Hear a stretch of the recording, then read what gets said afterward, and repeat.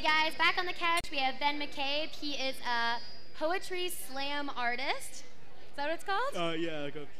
Yeah, did I get Spoken that? word artist. Spoken word artist, you know, slammer, slamming on the words. Okay. No, not funny. Obviously, Jess isn't.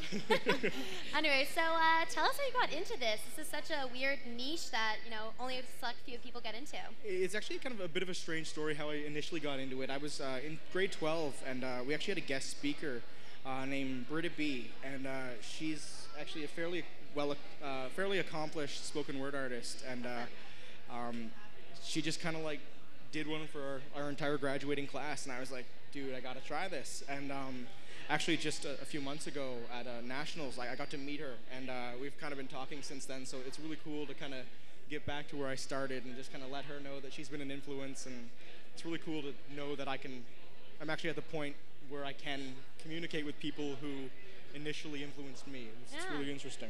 That's sweet. How successful have you been as a spoken word artist? Because you don't hear a lot about those kinds of storytellers, music makers. Well, every month actually there's a London Poetry Slam. There's actually one tomorrow at 7:30. Doors open. Everyone should be there. Awesome. But I go every month, and I've won a few times, but I've made it to finals every year.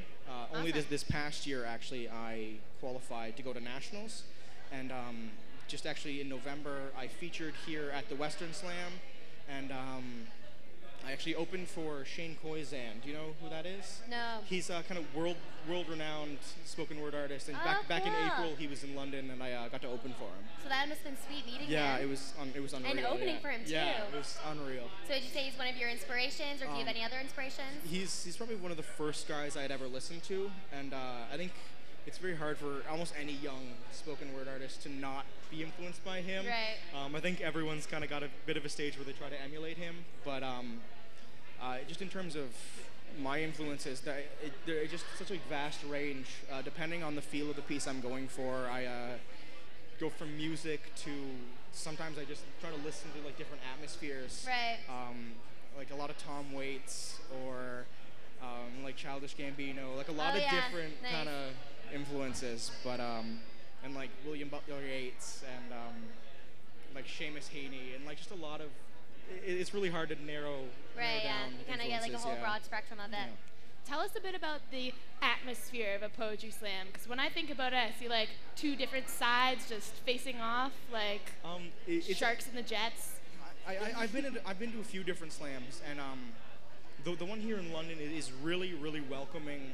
We have a saying, it's like show the love before every poet gets up. So it's really nice to go up, and it can be a little intimidating just because there are always some really great poets, but it's really nice to feel welcomed. And in London here, it's a really nice community. Everyone's very welcoming to new faces, but it's actually very similar to this. It's a low stage with just tables and stuff.